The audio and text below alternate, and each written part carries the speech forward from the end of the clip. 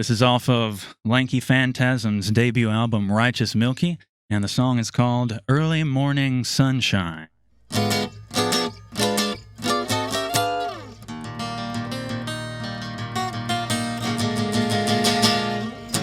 wake up in the early morning sun in my face. She's nowhere to be found.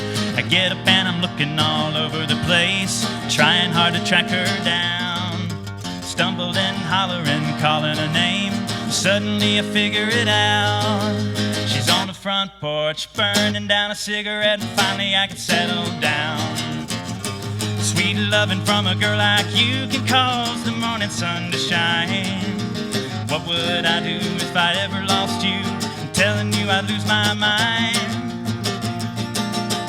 Wake up in the early morning most of the time, tequila taste in my mouth. Can't wait to get a taste of that girl of mine, sweetest taste in the South. She left me on the porch, gone back inside. The smell is filling up the house. She's making pancakes, she put them out on a plate to shove them right in my mouth. Sweet loving from a girl like you can cause the morning sun to shine. What would I do if I ever lost you? I'm telling you I'd lose my mind.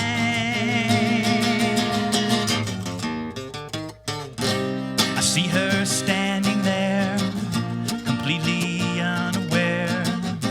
Fingers in her hair, not a care anywhere.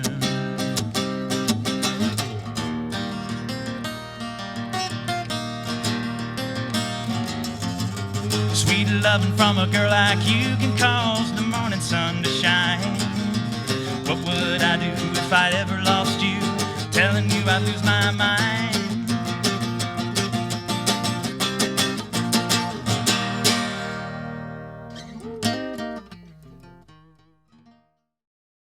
Ladies and creatures and gentlemen, I told you I'm going to keep doing that. Always going to do it. That's what I'm doing. I hope it pisses somebody off because they think it's funny. It pisses me off. Oh, yeah, perfect. There we go.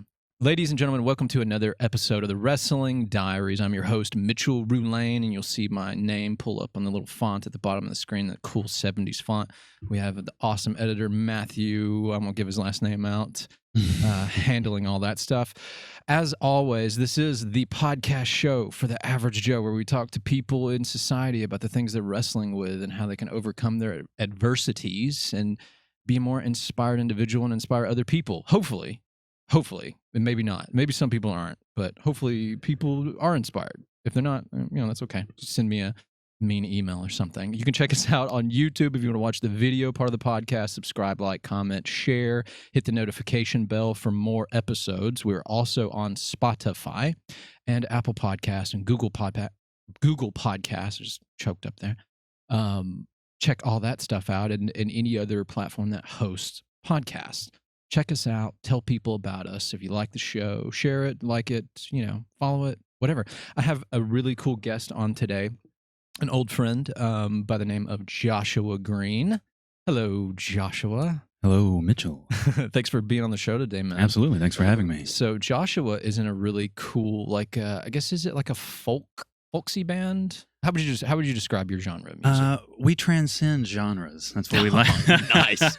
That's what we like to tell people. If you listen to the album, you'll hear country, you'll hear rock, you'll hear some jazz influence, you will hear folk. So it was hard for us to decide when we were putting the music up on streaming services what genre to classify ourselves as. So we just went for straight rock and roll. We figured that would probably be the best idea. Hell yeah, man! You got the look going on here, man. Thank you. The tasseled jacket, Fringe, with the hat, leather. I love it. Dude. Gurin Brothers, Nashville. I love leather top jackets. piece. I'm a huge connoisseur of leather clothing. So. You? Yes. Nice. Yes, I've got Nice. like tons of leather jackets. I got a pair of $500 leather fry boots at home. I don't have any fry boots. These are Corral, I think. Nice. They're pretty nice. So, the name of your band is Lanky Phantasm. Lanky Phantasm. What is that? Where did you come up with the name of that, or did you come up with it? I did come up with it. I guess it was a collaborative thing with the other guys in the group, Adam Robbins and Ian Haddock. We're all tall, lanky dudes. Okay. So there's the lanky part. And then the other cool thing that we wanted to incorporate about our music is that every song that we put out has at least one guest musician. and we kind of think of them as ghost musicians, phantasms. So, Lanky Phantasm. Dude, that's super awesome. So Yeah. how long have you guys? How long has this band been a thing exactly? Started recording the album in March of last year, so March of 2019. And before that, there was no band. Actually, we kind of just started recording on accident.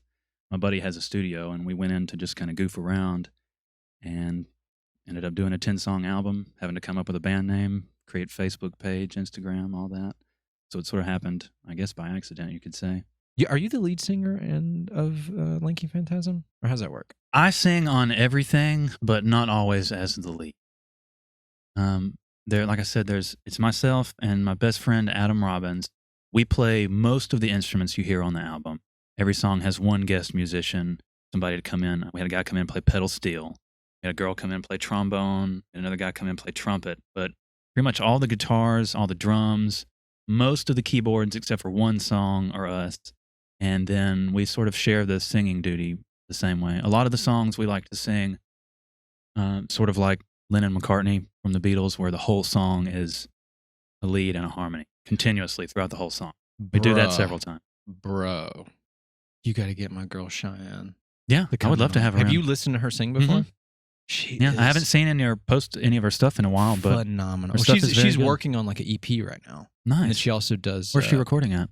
I'm not sure. Our friend Giorgio, he's also a really good friend of hers as well. He has a friend that has a studio, and she's working with that stuff right now. But Yeah, if they need anybody to play anything, I'm down. And if tell her to come and record with us sometime. Yeah, and We'd love to have her. music is the way she sings and plays and stuff is folk-esque and indie and stuff. So also for people listening and watching this, for a little bit of continuity, so Margaret that I had on the show, the painter and the jazz singer, he used to be in the band that she's in, Margot and the Cat's Meow, as the guitarist. Yes. Tell us a little bit about that and your connection with Margaret. She is the band leader for that group. Technically, it's her group. There's 3 singers originally for that group. It was Margaret, a girl named Lynette Lackey, and Lynette's sister Jennifer used to sing. I don't think she's with the group anymore. She does her own thing now. Cannot remember what her group's name is, or I would plug them. Lynette and myself had done theater together a few times at Virginia Sanford downtown, and I knew her that way. And when Margaret wanted to put a group together, Lynette approached me, and that was that. And I played with them fairly regularly for probably 2 years. And then I took some theater contracts in Colorado, and I was gone for a long time, and they found somebody to play while I was gone, and he's just been there ever since. She calls me when he's not available, so. Okay, so you still moonlight, like doing Yeah, music the last with them. time I That's played great. with them was in July when Brennan's Irish Pub was closing down. We played the last night That was there. heartbreaking, dude. I love that place. It's nice. It sucks that they closed down. Yeah, Brennan's was really cool. The same guy. COVID. Yeah, COVID killed him. The same guy that owned Brennan's used to own Buck Mulligan's, which was kind of catty corner across the street from where Brennan's was. And Buck Mulligan's closed down mysteriously after being open for a few years. Yeah, I used it's hard to to go there believe a because good there's bit. always so many people there. And there were so many people at Brennan's the night that it was, the final night when I played with Margaret. There was dozens of people there. Yeah, that's so weird. I wonder what the owners are like. What they're gonna do now? Like they're just. I wouldn't be surprised if he opened up another place. He before needs too long. to. He really needs to because the atmosphere is super cool. Irish pub. I mean, that was super unique, especially here in Birmingham. And that's clearly his thing because he's owned 2 successful Irish pubs back to back. It's awesome, dude. The Irish nachos is Yeah, for real, for real. Yeah, and the curry potato chips are really good too. I love curry. So you said that you lived in Colorado for you were doing theater. Like, tell me about that. What's that all about? I was out there for about 6 months. So a girl, again, that I started doing theater with here in Birmingham, she makes her living on theater. I have a day job. I kind of moonlight with the theater just for fun. But she travels often. She travels a lot for the theater. And she was in Colorado on a contract, and she was going to be doing a Patsy Cline show. And they were Nice. she does Patsy Cline, and she sings Patsy's, her voice, the vocal style, very well. And they were looking for a guitar player, and they were having trouble finding somebody. I think they would have liked to find somebody in Colorado, but they couldn't find anybody that was available for the dates. They couldn't find anybody that wanted to learn the music or that could play the music.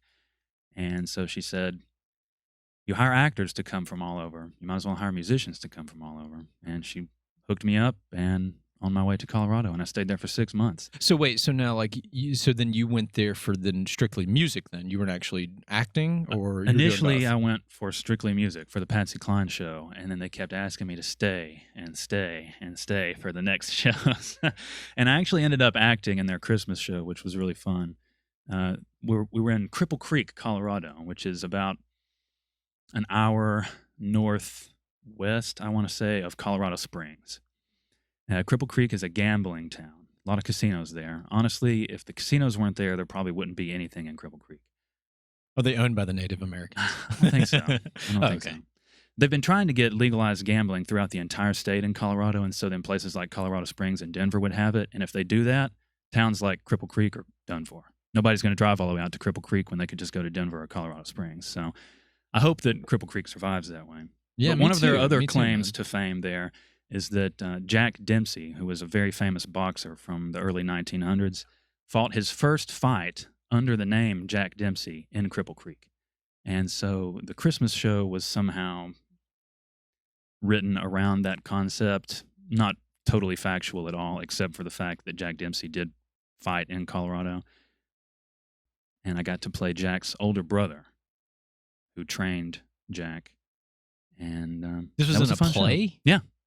Yeah, we had a boxing ring on the stage and everything, and we had to Amazing, bro. Yeah, there was the guy that was directing the show was certified somehow in stage combat. How long were you out in Colorado? I don't know if you said that. or About not. 6 months. 6 months. Yeah, I was there from early August until right after Christmas. Explain to everybody listening the contrast between Colorado and here in good old Alabama. What was- Geographically or socially uh, or all of the above? Just do all of the above. Okay. Man. Well, We got obviously, some time. geographically, we're in the mountains for one. Very little, yes, higher altitude. Cripple Creek was around 9,000 feet. You don't see many pine trees. Here in Alabama, we have pine trees everywhere. You don't see a lot of pine trees out there. You see a lot of hardwoods, and you do see firs and evergreens the farther you get up into the mountains. Where we were at in Cripple Creek has a lot of aspens. That's the sort of white bark tree that has the really pretty leaves, and that happens in September. They have an aspen festival where people drive from all over the place to come and see these aspens in that particular mountain range where Cripple Creek is.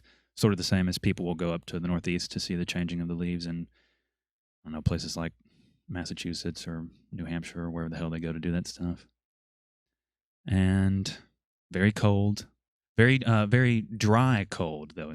Low humidity there. Oh, So- that must be super nice. Yeah, it was very nice. So 20 degrees there felt about the same as 38 or 40 degrees here. It wasn't as bone chilling because we have this just wet ass air here in Alabama that gets colder than it feels like. We experienced probably, I think the lowest it got was -2 or -3 while I was there, which is the lowest temperatures I've ever experienced. And it started snowing in October. We never have snow in October, obviously, here in Alabama. Usually it's still 75. 80 Yeah. degrees. Still like 80 degrees in Alabama. October here in Alabama. Yeah, we got snow many times, and it was real snow, powdery, skiing type snow. We get shaved ice here, basically. So that was a major contrast. There's a lot of similarities also, though, about Colorado. Craft beer is everywhere, like craft beer is everywhere here. Music in Colorado is very popular. There's music stores everywhere. There's music venues everywhere. Culinary arts are very prominent in Colorado also. Lots of very, very high quality, I guess you could say 5-star rated restaurants all over the place in Colorado Springs. Not so many in Cripple Creek. Cripple Creek has a lot of casino food. And if you like casino food, you'd love Cripple Creek. I don't know. Like, what is casino food exactly? Like, what is that exactly? Like, is it like cafeteria school food? No, it's just basic stuff. Pizza, burgers. They have some restaurants that will have different things. Stuff but to get your blood sugar up so you can keep gambling? Yeah. Spending all your money? I did notice that in Cripple Creek and in Colorado, well, Cripple Creek mostly, the food was very bland.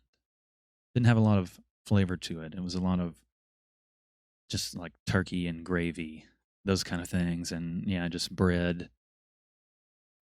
You go to places like Colorado Springs and Denver, you'll find more flavorful restaurants, I guess. Yeah, they're also like in Denver, I know specifically, because I've traveled there on work before. they're very health conscious too. So there's a lot of like vegan restaurants and non Everywhere.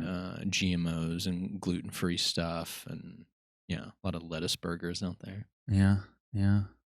Which are really good. Just for people that are wondering, lettuce burgers are really great, low carbs. So something obviously I'm wondering, and probably other people are wondering, is just everybody just super. Matt's laughing right now because I'm asking this question. He knows what's up.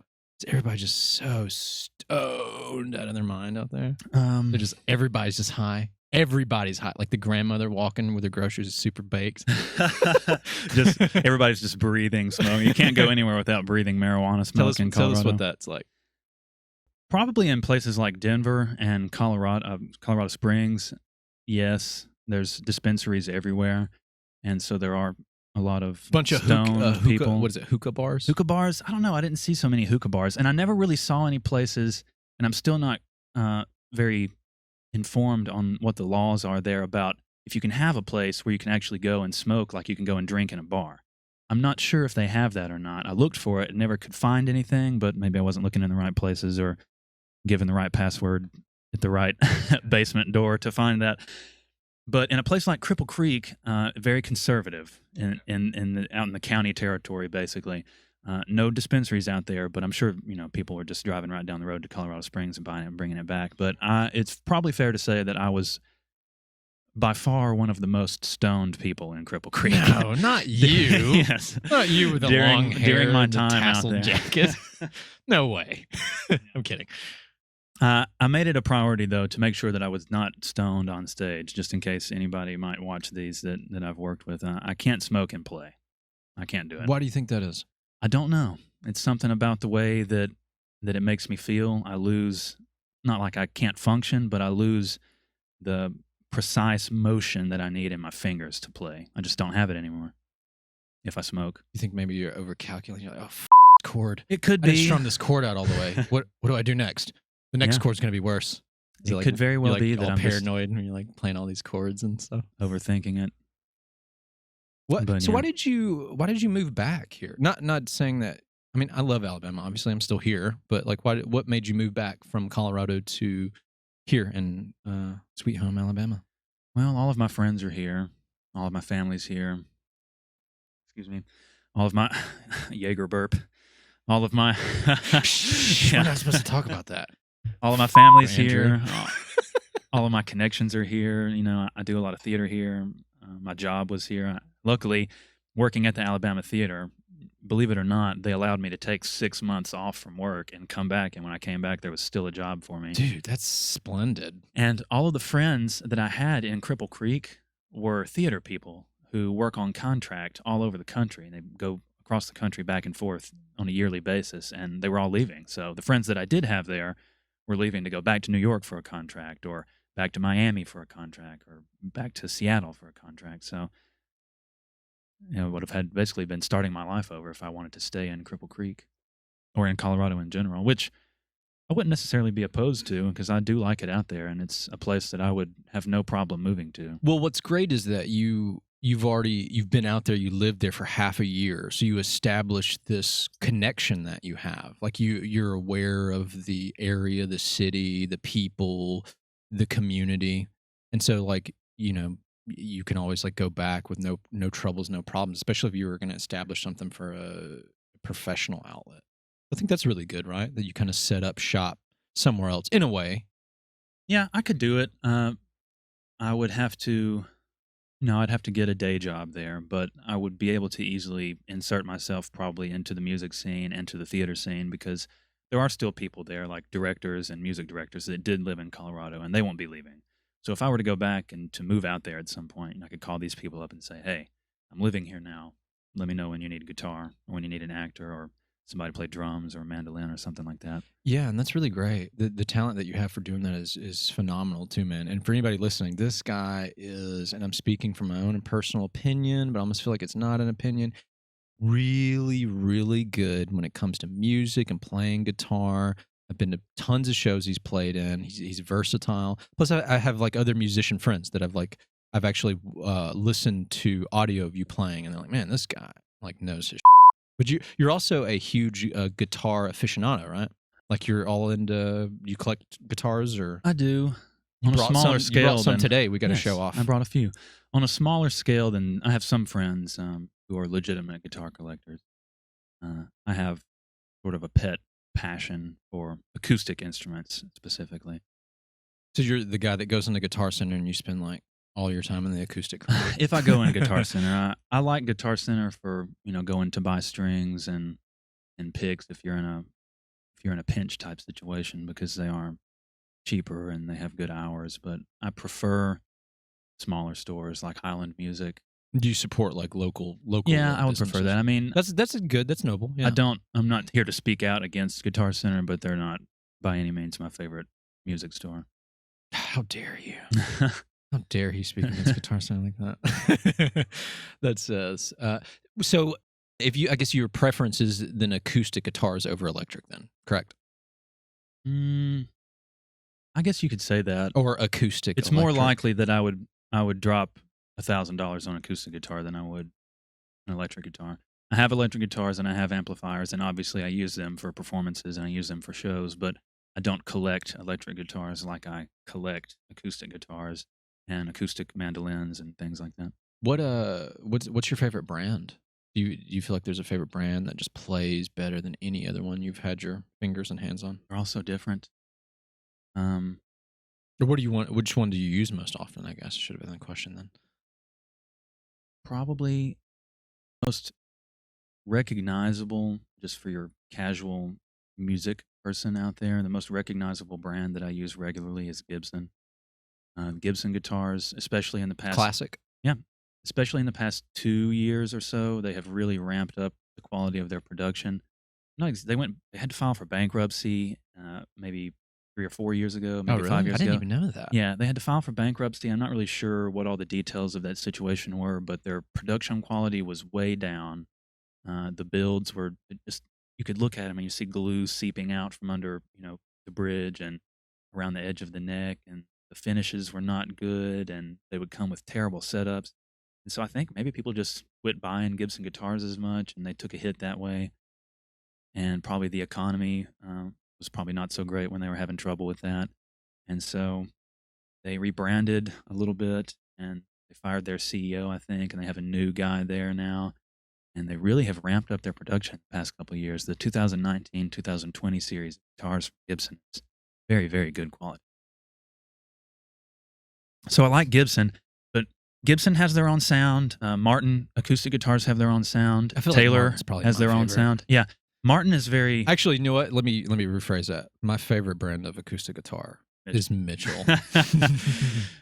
I used to have a Mitchell 12-string. I have a Sunburst Mitchell acoustic in my house right now. It is my fave. I believe there are at least 1 or 2 Mitchell guitars in the Guitar Center right now, because even though I just talked about Guitar Center, I was in there 2 or 3 days ago. It's funny, when I discovered Mitchell guitars, I didn't even know it was a brand that existed. I've moonlighted playing guitar or whatever. But I was walking in there like years ago, and I looked up and I saw it was that guitar that I own now.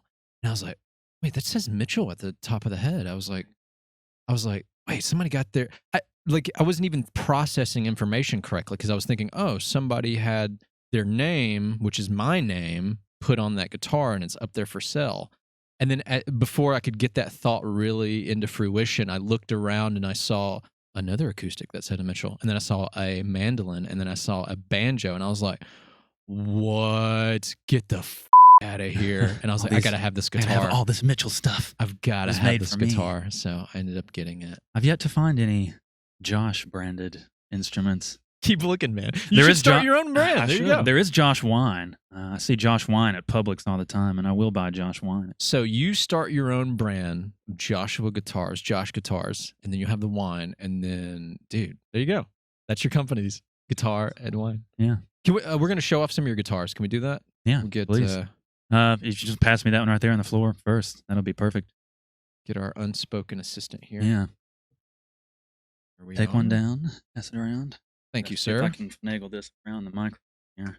I don't know if it can be seen. Whoops. From any of these cameras. Now tell us what we're looking at here. This is a D'Angelico. See all of it? This is a D'Angelico arch top believe the model name is the EX63. Jesus Christ, it's So, such a gorgeous guitar. It's a very pretty guitar. It has a lot of really fancy mid-century like Art Deco type appointments. This very stair-step bridge and elaborate pickguard and the inlay. And the headstock is really funky, unusual with this crown type piece. And I don't really even know what the hell that thing is, honestly, but it's very ornate. Jesus Christ. I'm usually it's not beautiful. drawn to incredibly ornate guitars, but I do like this one a lot. So D'Angelico was founded sometime in the 30s by John D'Angelico, and they made their guitars by hand in small batches. They probably put out only maybe 25, 30, or give or take guitars a year. Or, Gibson and Martin and Taylor put out thousands of guitars every year. These were totally handmade. This one is not vintage. This is a reissue. So I'm not really sure what happened to D'Angelico for a long time, but in the past couple of years, they've been making a name for themselves again, and they've become really popular with a lot of artists. I think Bob Weir from Grateful Dead uses D'Angelico now, and I think John Mayer's been seen using D'Angelico guitars, so they're coming back around. This guitar is not any more than maybe 4 or 5 years old, but it is modeled after the last guitar that John D'Angelico was in the process of designing when he died, I think in 63 or 64, which is why I think it's called the EX63.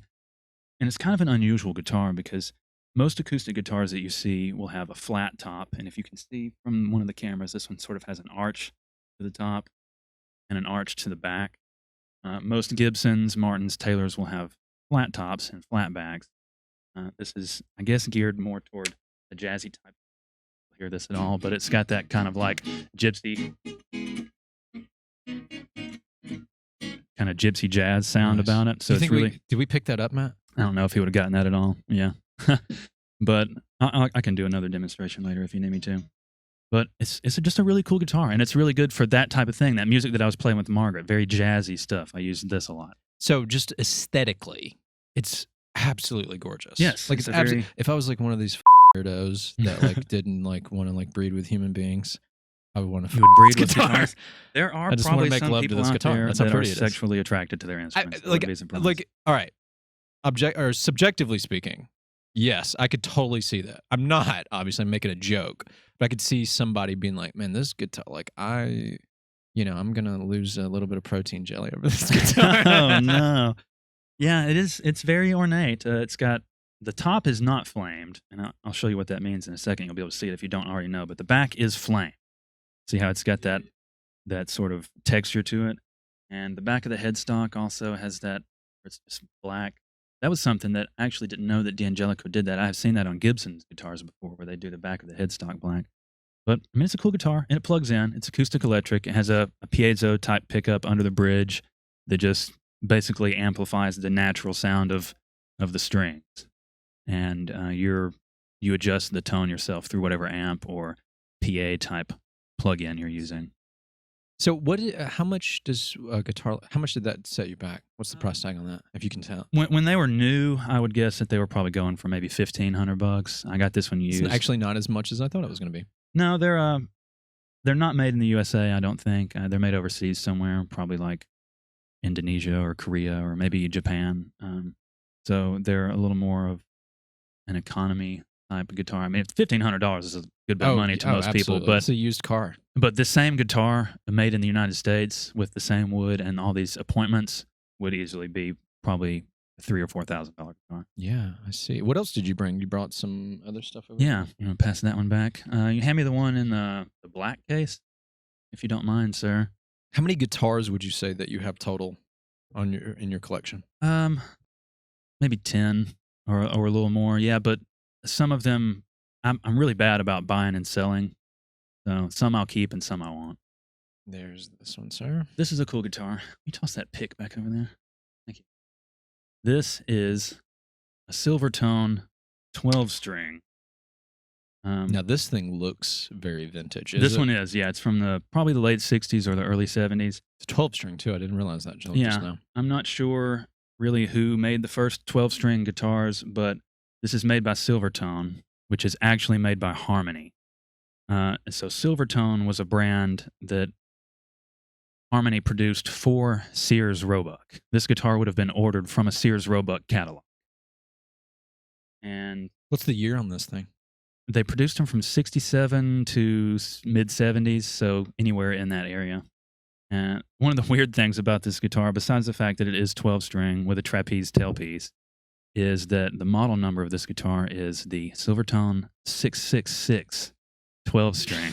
Shout out, Satan. Yeah. So my only assumption is that this must have been before 666 was synonymous with, the number of the beast, maybe before the Omen movie came out. So people they didn't really think about it. But it is unusual that, most guitars are 6-string guitars, and this is a 12-string guitar. So you would think they would have maybe called it the 12-12-12 or just the Silvertone 12-string. I'm not really sure about why they decided to go with 666. Maybe it's... But it does make for an maybe there's a interesting reason, conversation, yeah. an occult built these guitars. Well, I've had it for a while, and I'm not possessed, and I don't have any poltergeists, so... One thing I'll say, for this to be an old vintage piece, man, it's been it's been taken care of. Yeah, Like, I don't see much, many marks or issues with it whatsoever. The frets don't have a lot of wear, and the guitar itself doesn't have a lot of wear, from being played and rubbed on. So it probably just didn't get played a lot. This was probably a present that was ordered for somebody out of a Sears Roebuck catalog. Buy your guitar for your little kid for Christmas, and then they weren't interested in it, more than likely. Not super valuable because they made a lot of these. I think if I wanted to sell this, I could probably not get any more than $300, maybe $400 for it. They just made so many. I assume that based on that, though, it's probably more emotionally valuable to you, right? Yeah, and I just like it's the only 12-string that I have. I like the sound of the 12-string. I'm a huge Beatles fan. I'm a huge Byrds fan, and a lot of 12-string guitar going on in that type of music. And I think that's probably why that this guitar came about. Like I said, I'm sure somebody else was already making 12-string guitars before, but this was an affordable type guitar for somebody who was a Beatles fan or a Byrds fan. Could get their hands on a 12-string guitar easily and affordably from a Sears Roebuck catalog. Nice. Yeah. Cool instrument. And I will play this on one of the songs that... Yeah, you're going to do play for some songs for us later, right? Yeah, we'll nice. do that. Here you go, sir. Thank you. So how long have you been playing guitar? When did you first get into playing music? And just for anybody, like, Josh is such an interesting, eclectic human being. Like, he does so many things. He's so interesting, very knowledgeable. I'm incredibly flattered. Acting and the music, but we'll just start with the music. How did you get into playing music? Like, where does that stem from, and how long ago was it, man? Heritage-wise, I don't know. My dad doesn't play. My mom doesn't play. Nobody in my family is incredibly musical, except for people... You're the black sheep. Well, not really. People in my generation. My cousin plays guitar. One of my other cousins plays piano very well. Several singers in the grandchildren generation of my family, but prior to that, nobody, like none of the parents really play, none of the grandparents play or sing really. It just kind of happened to us spontaneously. Maybe it goes back further than that in your lineage. Maybe, yeah. And it's been dormant for many, many years, and now all of a sudden here it is back again. So what got you into it, man? I just have always liked music. My dad and my mom really do love music. They're just not musicians. So I was always listening to music. My mom paints a lot, and she would... I had a boom box, one of those old, like, on your shoulder type boom boxes in her room when I was a kid, and she would just crank that son of a bitch up and paint. So I was just always hearing this older, like folk music from the 60s and 70s, a lot of Joan Baez, Crosby, Stills, and Nash kind of stuff, Eagles, Jimmy Buffett, just different things all over the place, no specific genres that she listened to. And I really wanted to play, and I got it in my head one day that I wanted a guitar, and she bought me a guitar. I really can't remember if it was for a specific occasion, like a birthday or Christmas, but she did buy me a guitar from a music store that used to be in Hueytown, believe it or not, called Gear One Music. She bought me a Fernandez Nomad, which is kind of a weird little short-scale kids guitar, and the body, electric. The body is shaped like kidney bean, sort of, and it has a built-in amplifier. It's not super loud, but you can kind of crank the volume up, and it'll get a nice little cake, the band cake type distortion. I played on that thing for a little bit, and I put it down for a long time. And then I took some lessons, and in those lessons, the guy that I was taking lessons from taught me just enough that I could go then and learn everything I needed to know, basically from YouTube and books that I could buy at music stores and, discs, instructional DVDs you can buy. I did go back and take jazz lessons at Homewood School of Music 3 or 4 years ago to sort of up my game as far as improvisation and soloing goes, to play with people like Margaret. And uh, another reason I need it is because with a lot of the theater gigs, the music book that you get, especially for guitar, has a lot of what we call slash notation. So it just has, when the music's written out, it just has bars, and it's like, okay, you play a G chord here, and you can basically do whatever type of rhythm you want to do. It's just strumming a big open G chord, or if you're doing like a ba-na-na-na-na-na-na-na-na kind of old rock and roll thing. And I just needed to take some more lessons to up my repertoire of what I can plug in to a situation where all I have to work off of is slash notation, which basically says, as long as you play the G chord here and the A chord here, you can do whatever the hell you want. Now, do you obviously read sheet music based on what you just said? Yes. Can you play by ear? Can you hear like a tune? Can you hear a melody, a chord? I'm actually better with that than I am with sheet. I cannot sight read. I can read sheet music, but I have friends who can sit down with a guitar or a piano or saxophone in front of a piece of music, very elaborate, that they've never seen before, and play it spot on. I cannot do that. I got to take it home for a couple of days and kind of work on it. Like, okay, this note is this. The best way to play that is this inversion. So I can read sheet music, but I'm better by.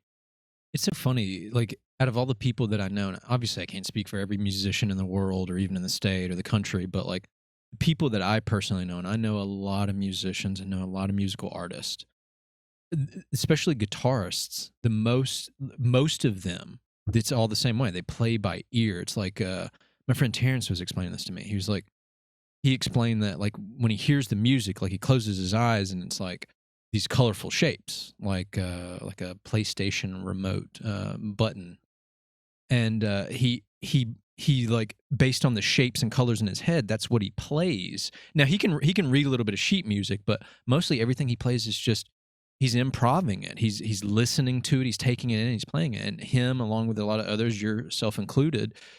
And I feel like, and all of you guys also are really phenomenal. Now, I'm not saying that people that are classically trained that read all the notes like to the Berber like aren't really great, but I wonder what that is. Like, there's something interesting about that, right? Like the way that your mind, like, I don't know, interprets the sound, and then you don't know, replay it. It's weird. There's a term for that which you just described. You said your friend's name was Terrence. Mm-hmm. Yes, Terrence. If what he said is true about being able to see these colors and these auras that tell him where to go next, that's called synesthesia, I believe. I don't know if he would have said that or not, but that is an actual thing that some people claim to have that ability. I don't have that ability. I don't have synesthesia. I know a guy that said he has it. I think John Mayer may say that he has synesthesia, where he sees that like he's playing a particular song and it feels blue to him, so he plays all of his blue lit. mm-hmm. Or he's playing another song and it feels, kind of like purple, so he may play red and blue lit. Yeah. I'm not really sure how that works because I don't experience that, but I believe that's called synesthesia. Interesting. So anybody wants to Yes. educate themselves more, like look that up, synesthesia. Yeah, he was explaining it to me in the way he said that he's like, imagine playing Guitar Hero. He's like, it's like that, you're playing the buttons, and then he's Okay. like, that's how I see it in my head. Like when I close my eyes, that's the sounds, the notes, the chords, the riffs, all of that stuff. I wish I had that ability. It's like savant level to me if you experience that synesthetic aspect when you play music. Seems to me like virtuosic savant level musicianship. I wish I had time, like all the time in the world, to like study more, because like obviously these people's brains are functioning different than regular people's. Some people are just born to do stuff, right? Like, Absolutely. Like some people are born to climb mountains. Some people are born to do rocket science. Some people are just born with musical notes just submerged into their brain. Absolutely. So, yeah, it's just it's cool, man. I don't know where I'm definitely more of a advocate for music than I'm a practitioner. Like I've dabbled in playing guitar, and I was in a couple bands. Most of them were like puking punk rock bands that Those are fun. Simple chords and just vocals that are not melodic and not following normal musical notation. And Garage band rock is some of the most fun to me, to just get together and pass the time that way, whether you're playing for people in front of an audience or not. Yeah, me and Matt used to go to all these like underground, like small venues, just these nasty punk hardcore shows with just a Here bunch in Birmingham? Yeah. Where at? So we used to go to Cave 9. We went to the Fish. I know about the Fish. Bottle Tree. I know. Okay, Bottle Tree's cool. I saw Bottle Tree was. I feel like Bottle Tree probably doesn't fit in the same category that was Cave, because those places were like sketchy and like, really underground. Bottle Tree was kind of, had a. It was just kind of old and dirty. Yeah, Bottle Tree. I hate that they closed down. Yeah, it was a cool place. What's there now? There's like a. Oh, it's a Saigon Noodle House. It's a noodle house. But the guy that owns Bottle Tree is the guy that owns Saturn, right? Or previously owned Saturn's Bottle Tree? actually really cool. Saturn's Saturn's kind of yeah. like the new Birmingham's newer Bottle Tree, right? In a way. I mean, it's smaller than Iron City. I used to think, and I still think, that Iron City is probably one of the best music venues we have in Birmingham. The sound system there is incredible. The stage setup is incredible. The room is very nice. I like the way it's set up, multi-level. And then Saturn came around, and Saturn's a little different because it's smaller and it's not multi-level, and the stage is smaller, but the production quality of shows that you see at Saturn is every bit as good as the production quality of shows that you see at Iron City. I agree. I've been to shows at both places. Iron City, actually, is funny. It's the first time I ever noticed beer coasters in the urinals. It's the first time I ever noticed that in a bar anywhere. And I've been to bars all around the country and stuff, and I've never seen... Yeah, like if you go into Iron City, like the next time you're taking a pee, like you go in there and your urinal, look to the... I think it's at the right. There's like a little wooden panel for you to put your beer on. You never seen that? No, I know not of which you speak. Oh my God, dude! You gotta next time you go there, think about what I'm saying and check it out. Because I was there one day. I was like, I think I went for like the brand new show or something like that, and I was in there. I was peeing, and I looked down and I was like, wait, is that like a built-in wall coaster? It's like, damn it! I left my beer with my friend. Should have brought it in here. I could just set it right there when I'm taking a piss. See, it never occurs to me to take my beer into the bathroom because beer and piss look so much alike. I'd be afraid that I would set mine down, especially because if I'm at a bar drinking, I'm probably going to be a little bit intoxicated. I might set mine down and pick up somebody else's on accident, and what's in their bottle is not actually beer. Well, they make sure to have the little built-in coasters higher, so that there's not, I guess, as much... No splash zone? Yeah, no the free splash zone or whatever. Yeah, dude, the next time you go in there, I'm telling... Unless they've taken them out since then, and when I was in there, I wasn't like super inebriated, because I remember being like I was going to take a picture of it, but I didn't have my phone on me, and I was like, oh my God, I've never seen this in a bar before. It's hilarious. So I can just come in here with my beer or my drink and just set it up. I have not seen it, but I believe you. That seems to me more like something that you would find in a place like Bottle Tree or the High Note or something like that. I don't know, man. Somebody was just like, hey, you know what? Let's put beer coasters. I'm sure somebody's happy about it. Yeah. Oh yeah, I'm sure, man. I thought about it too, and I was like, but I don't. If I'm drinking, if I'm going to the restaurant, I'm probably just gonna leave it at the table. But this is still, still nice, I guess. What if they had like a tray, a platform for your food? So just like sitting up there, you just bring your hamburger in there, or you're taking a piss, set your food up there. Yeah, somebody's taking a in the stall next door, and you have to smell that while you're trying. They have one of those too, though. You're in the stall, and it has like a fold-down tray table. No. Just bring my nachos in here. I'm taking a dump.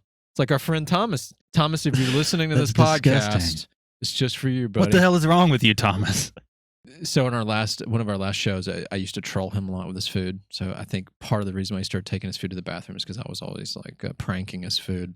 So I feel like that. You can't be trusted? Yeah, I feel like that had something to do with it. Well, I don't do that to everybody. It's just I liked doing it to him because his reactions were priceless. I guess I'll have to take my glass of water if I get up and go anywhere. Yeah, do that, man, because I'm gonna end up taking a shit or something. Taking a shit in my water. What is this in my water? We added some dirty ice cubes. That's all. Oh my God, completely disgusting. But dude, I could talk to you all day. Like I feel like this should, for people like Josh. I feel like this should be the reason why my podcast should be like 3 hours long. So I could just sit here. I don't know if you feel the same way, but I just could talk to you about music. I mean, we could go on about one topic, I think, forever. I could pretty easily sit here for a few hours. I'd probably have to take another big swig of that Jaeger. Yeah. Come. But I like to ask. Pass it to me, man. Hey, yeah, let's do it. All right, so we're gonna take a commercial break right now, so we can take some swig of some terrible liquor, and we'll be right back. Thank you very much. Dude, I'm gonna take this out. I don't like it. Take it out. I owe you a couple of shots of Jaeger next time I come Mary back. and Joseph. Jesus, Mary and Joseph. Don't cut this out part. Don't Hey, cut this man, part out, Matt. Pass This is funny. that over. Don't cut this part out, Matt. This is funny. Do you not usually swig Jaeger in the middle of the podcast? No, dude. That's what. Well, so Well, I'm thrilled to bring a new aspect to I the had show. I had a margarita on one show. I think we had some beers on my first couple of episodes. Did you have a little piece of orange? A little sliver? No, Matt didn't have any oranges. That son of a bitch. Anyways, oh my God, this is great. So, good sir, Joshua Green. Let's get deep.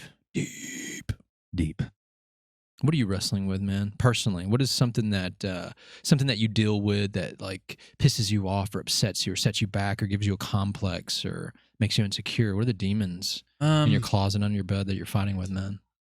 Can't tell you about all the demons and the hey, skeletons. Man, something You'd specific. have to call the police. You have to call the Hueytown police to come out here and pick my ass up. You can tell us whatever it is that you would like to share, my good friend, that you're fighting with. How can you beat what you're wrestling with, man? What are you wrestling with?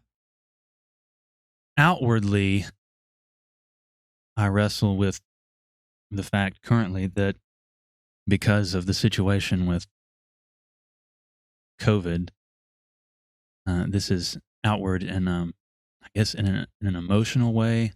I'm upset by the fact that I don't have nearly as much opportunity, and it's nearly zero opportunity to perform for people and with my friends, because I take a great amount of joy in, especially when it comes to theater, taking people away from the real world for even that short amount of time, an hour and a half to 2 hours, is an incredible feeling for me to be able to do that for the audience, to just let them come in and forget about all of the terrible things in their life and all the terrible things in the world and just watch us put on a show for them for, unfortunately, a short amount of time, and then they have to go back to whatever it is that they're struggling with personally.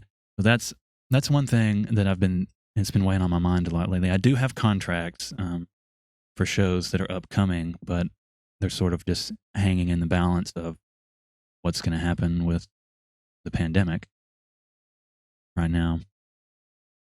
So I don't know how long it'll be before I'm regularly able to get back on the stage and to perform for people and with people who are my friends and people that I don't know. And that's another thing that I miss. I miss getting connected with the people that I had not worked with yet and making new friends.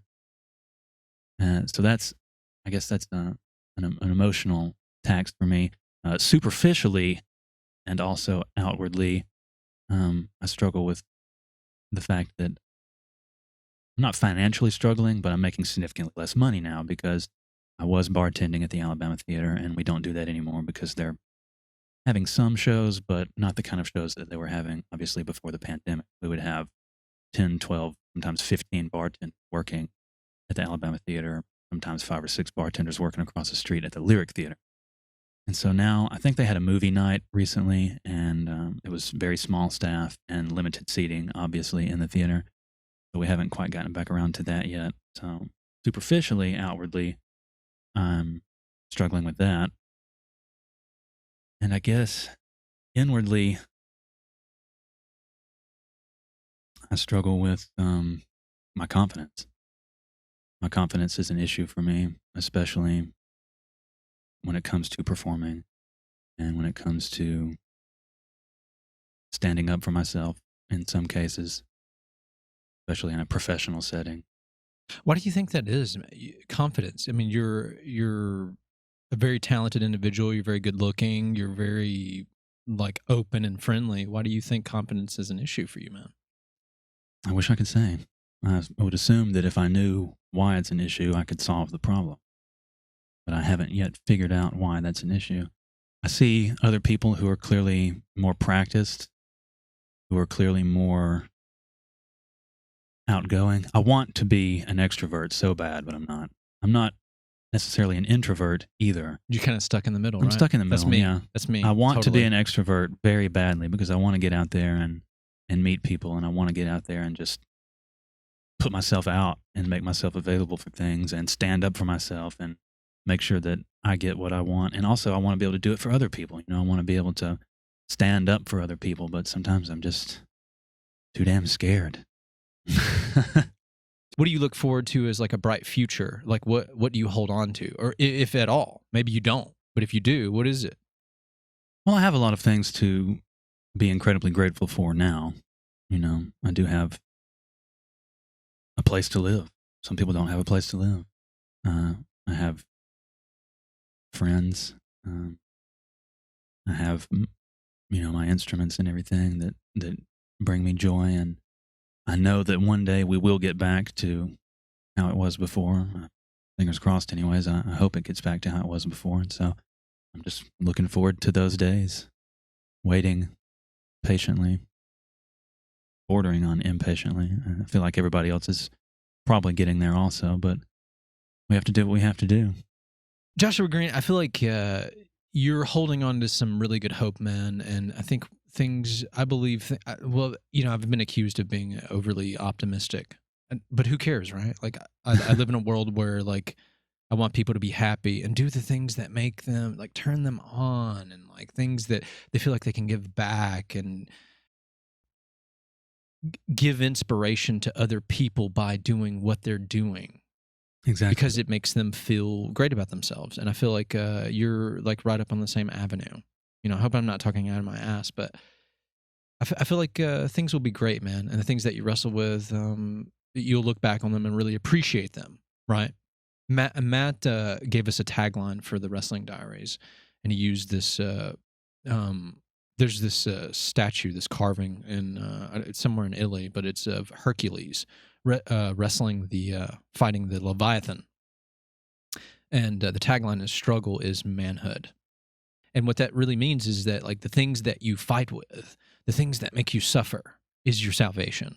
And I feel like people can really look at that and really find something, you know, harmonious and something good out of stuff that, right? Because you also have to think like what you just said. Whatever you're dealing with, you know, might pale in comparison to what somebody else is dealing with in another part of the world. Absolutely. Right? And people don't think about that. I have very little to complain about. People sit back in America with their first world problems, and they're dealing with like whatever they're dealing with, all the politics and the bullshit and all that stuff. And they don't sit back and think about like the real beauty of humanity and what people hold as beautiful, right? Something as wonderful as just like a gust of wind, right? There's people suffering, there's people being tortured and they're dying, and people living in camps, and people that are in like sex slavery and like that. And we're arguing about such trivial things. Absolutely. And if you actually sit back and think about that stuff, it should make all of your problems, your first world problems, evaporate. And also make you think that there is brighter days to come, and that we still like things are tough, things are hard, but we still live in the greatest nation in the world where you can live your dreams and be whatever you want to be. You are artist, dude. You do music and you're doing theater, and that's what you're going to do to the day that until you're dead, until you're gone. This is what you're going to do, man. That's what defines you. Yeah, and I think that's absolutely. what's beautiful, man. And I feel like you realize that, and I feel like for you, the sky's the limit, and you just keep doing what you're doing, dude. And yeah, man. I mean, I can't really. I'm not an expert. I'm just saying this is just how I feel as just a regular dude from society. I don't have any political pull. I don't have millions of dollars. This is just how I feel, and I feel like the collective public feel close to the same way. More than likely. And that's what's most important about this show that we're doing.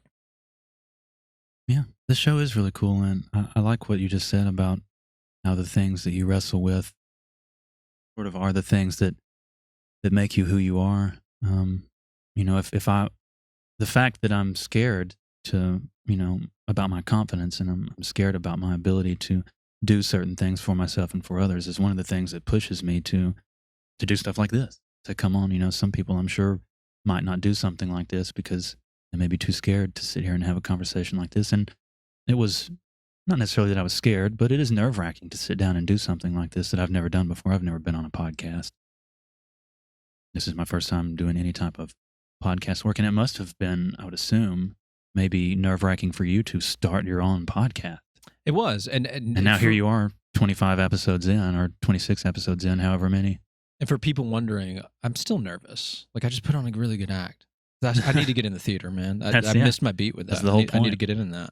I'm scared. I get intimidated by people that come on here that are just super awesome. Super awesome. Right? Super awesome. Damn it. Joshua Green. This was awesome, dude. Yes, You it almost made was. me cry. Oh no! You I don't almost want to make made anybody me cry. No, but in a good way, man. I like that. I like that saying though. Say it. What was one more time? It was Hercules fighting the Leviathan. Hercules fighting the Leviathan. Struggle is manhood. Where do you sit around and think about things like this? Is that right here? Matt just does a line of Colombian blow, and he sits there and he ruminates. That's very on, deep, man. on all the things that go on. You've seen this statue somewhere, or like a sculpture? Picture of Yeah, it? he's got a picture of it on our thing. Nice. Yeah, man. very cool. Struggle is humanity. It's what makes us. It's what helps. Like failing helps you facilitate triumph. My opinion, but I that's how like that. feel. I could easily share that opinion. Dude, this is a super awesome podcast. I want to keep going, but we're trying to keep with the Has it standards of the already show. been? Give it Oh, about wow. an hour. I Yeah, know, man. We've gone pretty quick. But we got to have you back on the show again. You want to have Absolutely. Your I would love Adam to come on back here. with the rest of the group. Yeah, Yeah, at least come with the 2 or group. 3 of us. But you're going to do some music for us before we wrap Yeah, this bad boy up. I'll do and, some solo acoustic arrangements of some of the music and Yeah. whatever else you'll have me do. Sweet. So, Josh, let me get you to plug in real quick to the audience, your band, your social media, anything that you're doing that you want people to support or find. Absolutely. I'll do Go that. ahead, plug in, man. Okay, so obviously, if you listened to the beginning of the podcast, you heard that the band is called Lanky Phantasm. You can find us on Facebook. You can find us on Instagram. Lanky Phantasm, LANKY PHANTASM. The album is called Righteous Milky. You can find the album on any streaming service that you can imagine. We're on Spotify, we're on Apple Music, we're on Google Play, we're on Amazon, we're on YouTube, SoundCloud, all of that. If you go to Facebook and search Lanky Phantasm and go to our page, you can scroll down and there's various, we have one official video and there's a lot of videos sort of behind the scenes and you get to see the studio. And speaking of, the third guy he plays on some of the albums. His name's Ian Haddock. He owns the studio that we record in downtown.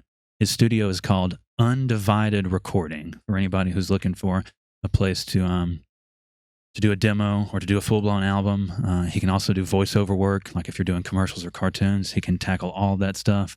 Just look for Undivided Recording, also on Facebook and Instagram. Dude, that's That's all I fucking got. awesome. Yeah, I need to talk to this guy because I'm Yeah. trying to get into Hit him up. voiceover work Ian Haddock. myself. I'm trying to work on Hey, a Ian, portfolio. I'm assuming right that he'll now. watch this at some point. Also, hello, Adam. I'm assuming that he'll watch this at some point, too. Joshua, thank you so much, man. It's Thank been you. an honor and a pleasure to have you on the show. It's Yeah, been man. real fun. I hope you had fun. Absolutely. This is very cool. Ladies and gentlemen, this has been another episode on the Wrestling Diaries. It was good, man. It was great. Hopefully, the things that we talked about on the show resonate like a huge Liberty Bell, just ringing in someone's cerebellum about the things that you could be struggling with and how you can overcome any tidal wave of things, right? Just keep swimming. Just keep swimming, right? It's important. As always, follow us on for the video content, YouTube, like, comment, subscribe, share, and tell everybody about it. If you want to listen to the audio podcast, we're on Spotify, we're on Apple Podcasts, we're on Google Podcasts, and all the other platforms that host podcasts. This was a really good, really great show, and I can't wait to have Josh back on again. Tell me, what do you wrestle with? And how can you beat it? One love.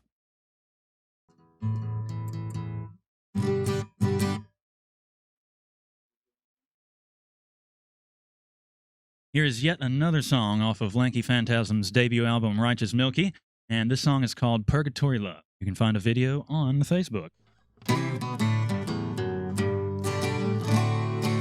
Durango Jenny was a love of mine. Silver Mountain baby born in 99. She turned 19 when I was 25. Her boysenberry poison kept me up all night. She moved down here from the San Juan Hills, trying to get her prescription filled. We met one night under bright starlight, between a whiskey and a moonshine still.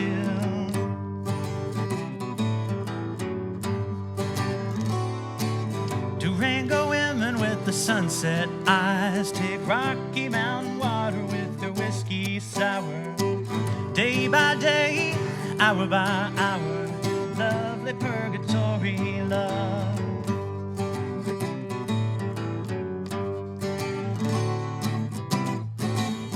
Jenny's mama was an herbal farmer. They called her Maggie Ray. Never had another like she had to offer. Love hanging out with Maggie all day.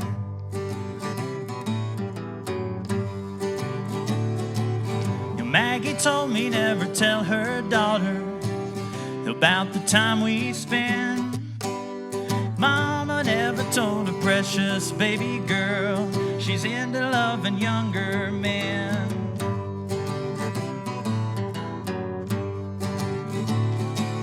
Durango women with the sunset eyes take Rocky Mountain water with their whiskey sour. Day by day, hour by hour, lovely purgatory love.